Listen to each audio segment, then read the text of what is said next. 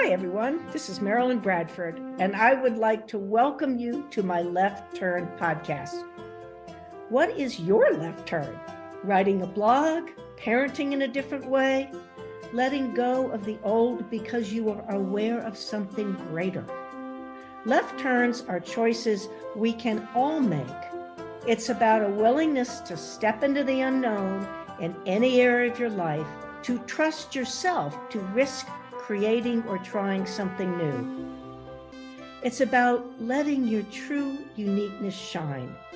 The greatest people who have lived, artists, statesmen, writers, explorers, musicians, have all been people willing to turn left. What capacities do you have that you have not acknowledged? What would your life and the world be like if you were willing to turn left? Welcome, everyone, to this edition of the Left Turn podcast. I'm Marilyn Bradford, and today I'm joined by an absolutely wonderful woman, Georgia Watson, whom I've known, I'm not even sure how long, at least 10, maybe 12 years. Here's the bio. Empowerment and the idea of having more say in our realities, lives, and futures is something Georgia is fiercely interested in. Georgia has trained animals, large and small, most of her life, is a Harris County master gardener, loves cooking nutritious food, staying healthy, studying health and nutrition, and finding ways to be more happy more of the time. Like always, why not? She has been working with Access Consciousness for over 10 years in all sorts of different jobs. And I would like to add, just really a brilliant being and a huge generosity of spirit. About, I can't remember how many years ago, during the pandemic, we couldn't all travel to the maestro class. And Georgia and her partner opened up their house at 1:30 in the morning. It was amazing, and provided food and massage tables. I was staying at a hotel and hired an Access person to drive me because I didn't want to get an Uber at 1:00 in the morning. But it was just one of the most generous things, I think. And so I'm still very grateful for that, Georgia, and welcome. Well, thank you so much, Marilyn. It was such a joy to have you here. You're such a fun person to be around, and you really made it a wonderful event. I think we had maybe 6 or so people here Yeah, for yeah. that middle of the night class party, and I think we had enchiladas or something. We I just just had a very remember the good food time. was good. We just really, really had We fun. had a good time. Yeah. Well, so today's podcast, Left Turn Podcast, I'll ask my question of what are some of the biggest left turns in your life? How did you choose them? Did they have an impact in your life? Did they have an impact on others? Just go for it. Okay, great. Thank you so much. Yeah. So I've had quite a number of left turns in my life. And I think one of the beautiful things about this podcast is just to acknowledge and honor how many different times in our lives we can make these really different choices and how Yes, big of a change that truly ends up making yes, in our futures when we just simply shift from one thing to another. Sometimes it feels like a small choice at the time, and sometimes it's a huge one, and sometimes it feels like you're not even making that choice, that it's being made to you or at you. uh-huh, uh-huh. I think the first big left turn that I had in my life was when my father passed away when I was 16. Oh, We wow. had about 3 months notice when we realized that he had cancer and it had metastasized all throughout his body Oh, at my the goodness. that we recognized that he had it. Before that, he was someone who was working out all the time and really healthy and just someone that you just see as vibrant and full of life, but also a person who handled a lot of stress in his life too. And it was Uh-huh. kind of an internal battle that he had been facing that no one even he knew was going on. Uh, Mhm. so because our family was so close with each other and we had this amazing family unit that I'm now realizing is extremely, extremely, extremely rare. Wow. We really supported each other a lot, and they were always there for me when I had questions. about life and how to handle things. And people were bullying me, and I would get detailed explanations on how their insecurities were actually probably driving this more than anything having to do with me or how I am as a person. So I was really, really supported by my parents, but it did completely change what I thought life could be when he did pass away. Yes. And that's when I started, not right away, but within a year or so, I started different meditation practices. I Mhm. was trying out different spiritualities, different religions, different healing practices. I did my first personal growth class. My parents had done personal growth classes when they were young. Oh, Um, and so I did something called the Landmark Forum. And I read a lot of books. I mean, any book that talked about either how to have more happiness or how to have more control over your life or anything like that. I started becoming a student of. you were a seeker. I was absolutely, See- absolutely a seeker. I could tell that the beautiful life that I had had up until that point that was largely created for me by my parents, that isn't something that is going to be enough for me for my entire life, that I was going to have to step into being that role of having that lead place in my Right. life. Right. Because one was gone, and then my mom's relationship with me also changed at that time too. And I was also a teenager. I was 16. So that was a Oh, big turn for me. all of that. Yes. Yeah, where developmentally we are now then saying that everything that our parents have taught us is wrong and that we need to now have our own individuality and be our own people. Right. So I did that in a really bizarre way, which was to become a sort of ascetic meditator. So I joined a full of I would call it now I would say I joined a cult at that time. So for 5 years I did quite a bit of meditating. I took a vow of no chastity, no alcohol, no drugs, no eggs, no sex, no Sounds boring. yeah, a lot of time to meditate. It sort of takes away the things that you could spend a whole lot of time doing. So it really kind of Wow. clears the schedule for a Yeah. lot of inward journeying. Yes. Yes. Yeah, so that was a How big. did that rigidity sit with you? Well, I learned that I have a huge level of self-control that I didn't really realize that I Uh-huh. had. Uh-huh. And that was actually helpful. You know, some people, I think, join the military if they're ready for some Yeah. structure, or there are certain external structures and systems that they can join that can help a person mature and develop into the kind of Yeah. person they want to be. And I really was that for myself. I sort of created my own, Neat. I use that spiritual path to kind of keep myself in what I thought was the line that I needed to be headed towards. Well, and I'm so glad you brought that up because people often assume that left turns are like, I'm going over here to be free. But really, you can use a structure as a huge left turn. It all depends on why you're choosing it Absolutely. and what it creates for you. So that's really a very interesting example.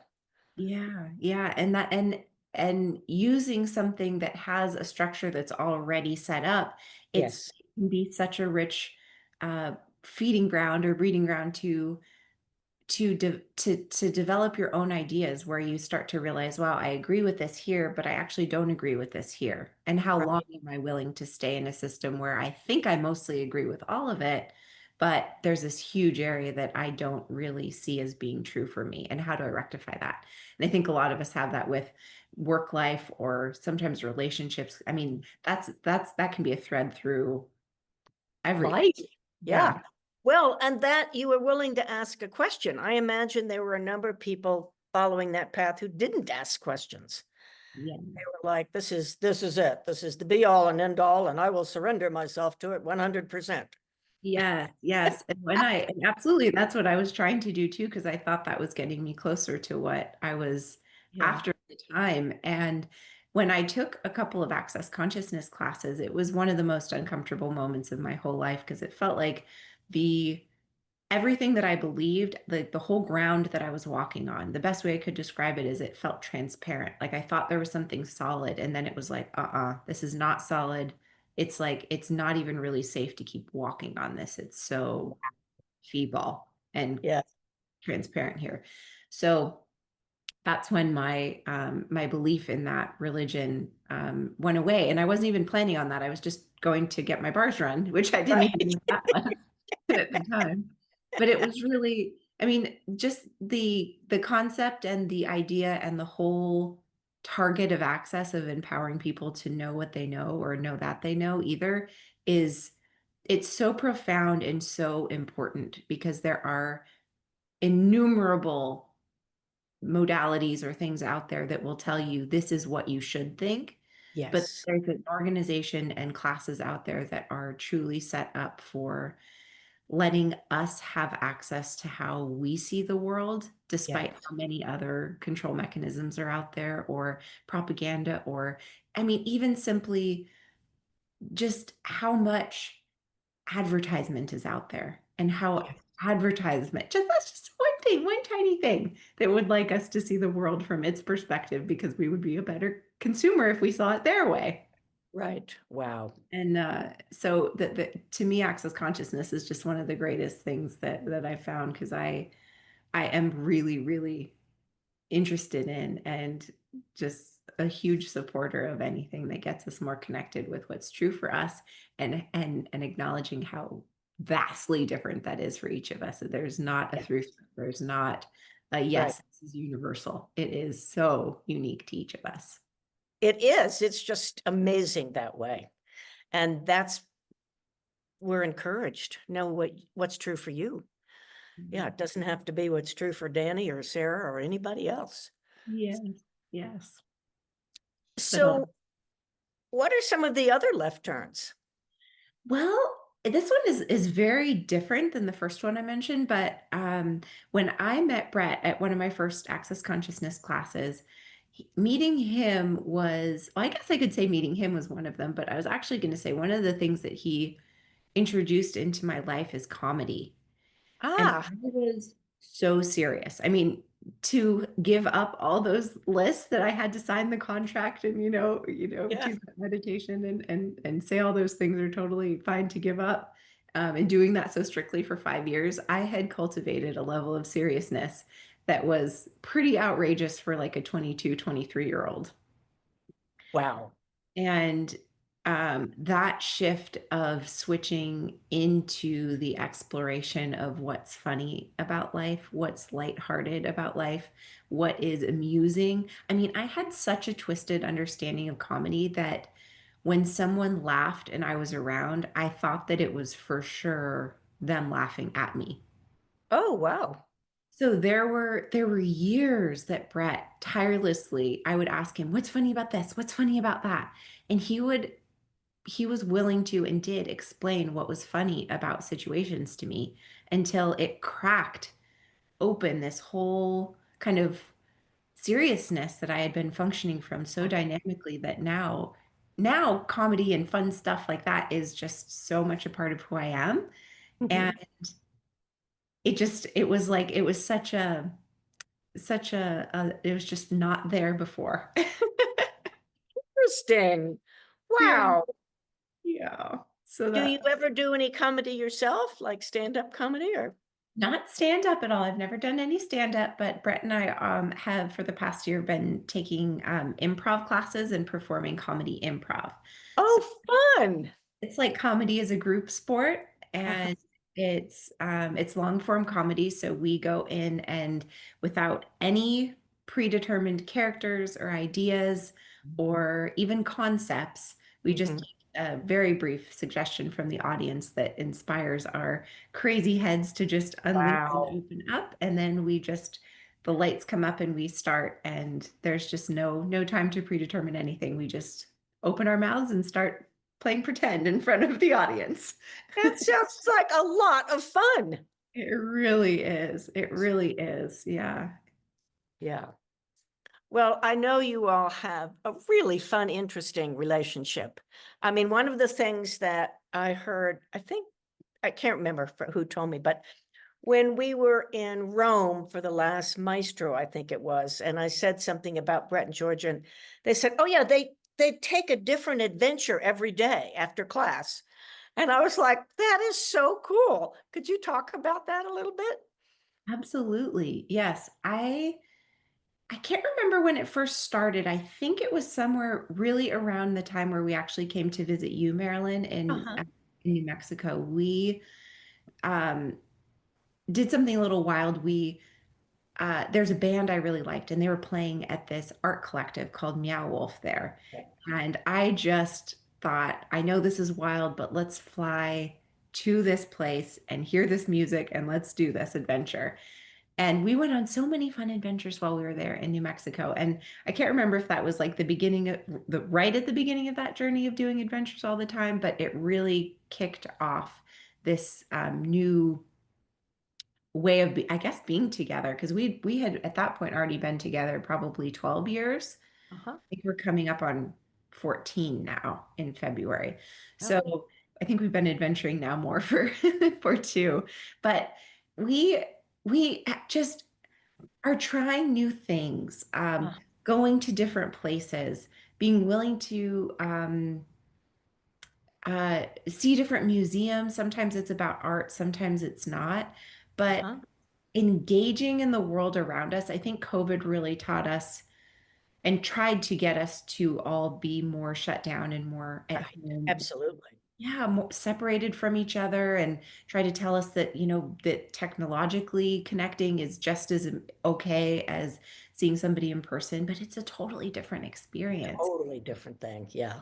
Yeah, and I had traveled lots before COVID as well, so it's not like I didn't know what it was like to be an adventurous spirit, but there was something that shifted during towards the end of COVID, I guess, where we did start going on more and more and more adventures and engaging in the world around us in a way that we were actively looking at what new things can we pursue, Oh, who can we meet, what's out there that we can explore, and mhm. it reversed that really easy and comfortable sensation of I'm tired.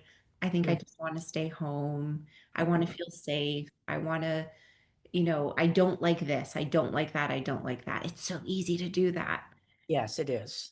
And it's so uncomfortable at times to go to a place that we've never been before. But when we started exercising that muscle, at this point, it's so normal for us to go see music shows, and maybe we know the bands or maybe we don't, but Mm. tons of music shows, tons of comedy shows. We have a whole new huge group of friends now because we actually got a puppy in March, and we set up play dates. And this puppy, we've asked for a dog who would Yeah. expand our lives, and she has. She connected us with tons of people who have dogs, and we'll get Mhm. together and do play dates. And we just it's an I guess the shift with that has been to open and expand our lives and not do that easy thing of cutting out more and more and more and more until you're kind of living a bare bones kind of a life. Exactly. Yeah. That is just like living a left turn. It's wonderful. Yeah. Yeah. Yeah. So do you have any favorite adventures? Uh, Oh, well, that's a great question. Um, well, let's see. One of them that comes to mind that's really hard to deny is last year, Brett and I flew to Las Vegas for the first time. uh-huh. And that is a place that neither Brett nor I had any interest in going ever. It was Yeah, just, right. yep, no problem. They can Yeah. do their thing. Whomever is interested in that, Vegas can do its deal. I know people like it. I just, it was never, I thought I could go my whole life without going there, no problem. But a friend of ours is a rather famous stand-up comedian. He's a wonderful stand-up comedian. He's just brilliant, like a completely brilliant guy. And he is part of this comedy festival. And he invited us to come. And how could we say no to that? Someone coming to invite us to laugh a lot? Like, one of the things I love about Access is Gary says that Gary Douglas, the founder of Access, says that laughter heals the planet. Yes. And so Yes. every time I laugh, I'm like, well, this is Yep. not a bad thing. um, So anyway, we went to this amazing comedy festival, and there were so many moments of choice I think a festival is like that in general. There's so much going on, so much activity. Am I going to go here or am I going to go there? Do I want to stand in line in this event or do I want to head back and get a snack? Just that constant uh, the world around me asking me to keep choosing and keep being present was Mhm. really fun. And the comedy was just amazing. These things like improv comedy and these kinds of things, they don't exist anywhere else because they're not, some of them are recorded, but many of these Yes, moments aren't. So you're there and you're receiving it and taking it all in because it's not about seeing it later or even right. telling people about it. It's about this, living experience.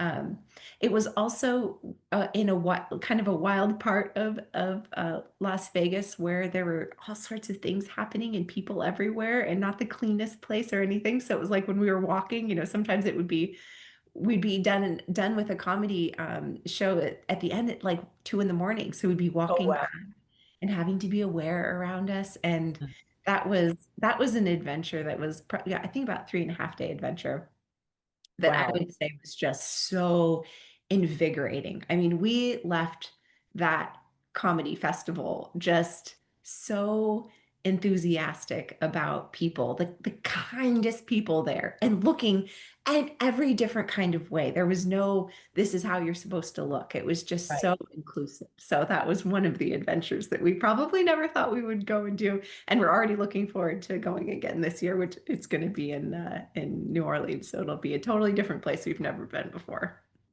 Wow. And you just reminded me because I've never wanted to go to Las Vegas. I think I flew through it once. I mean, Yeah. but we can come to these conclusions and that stops our choices and stops our lives. It really does. And the conclusion of how other people see the world. I saw Vegas through, well, what you do in Vegas is you go and you gamble and you get overstimulated and everything smells bad. And I mean, I have all these ideas. That's how you do it, right? Well, when Brett and I were there, we got checked into our hotel. We ordered an Uber to Whole Foods and we stocked up on a bunch of healthy stuff. We ordered from a healthy restaurant once a day, and Mhm. we never went out to like a buffet or any of the places you're supposed to go for eating. So we just kind of camped out in our hotel room, went to these shows. The only gambling I did was I had Brussels sprouts right before boarding the plane on the way home. That's a gamble. That is a gamble. And it paid off. I was fine. Yeah. Good. Glad to hear that. That's funny, Georgia. Well, this has been delightful. If you had one piece of advice or question or something for people watching this, what would you ask or say or Yeah, I would say, what's something new that you could try today that you haven't tried? Maybe it's a movement class. Uh, uh-huh. maybe it's going for a walk in a new place that you haven't gone for, even just or gone to, maybe just driving to a new neighborhood and taking a walk there. Is there a meetup for the kind of dog that you have or the kind of car that you drive? Are there people out there that actually might contribute and support your happiness and the things that you're actually looking to have more of that we haven't even considered would actually love to contribute to us? Because that's one of the Love that. Yeah. strange things in life that when your point of view has such a strong say on how you see the world and how the world is and how your life is on a day-to-day basis, sometimes even just shifting that a tiny bit and going into the question of, well, I actually don't know what this is going to be like, so why don't I try something I haven't done? We Yes. don't give ourselves that chance to cement it into something that we know about, and then we can experience something new and different. I think that's just wonderful. And the thing that I've learned from doing things like that is it makes me be present. You Yeah. cannot not be present if you're doing something new, if you're Yeah. on an adventure. It invites us to that, doesn't it? It Yes, it really. certainly does. And then we feel better being more Yes. present. It's fun to Yes. be checked out. We do that as like if we're bored. We don't do Yeah. that as like our Right. first step, like Right. go Or if straight you're to an check out. automatic pilot or something. So that's just wonderful. Thank you so much, Georgia, for joining me today for the Left Turn podcast. It was just delightful. Thank you, Marilyn. I love talking with you and I love your classes. And thank you so much for the gift you are in this world. Thank you. Thank you so much for joining this episode of Left Turn. I wonder what embracing left turns could create in your life. What magical possibilities might show up. Remember, when you choose left turns, you are joining a group of the most creative and brilliant people the world has ever known.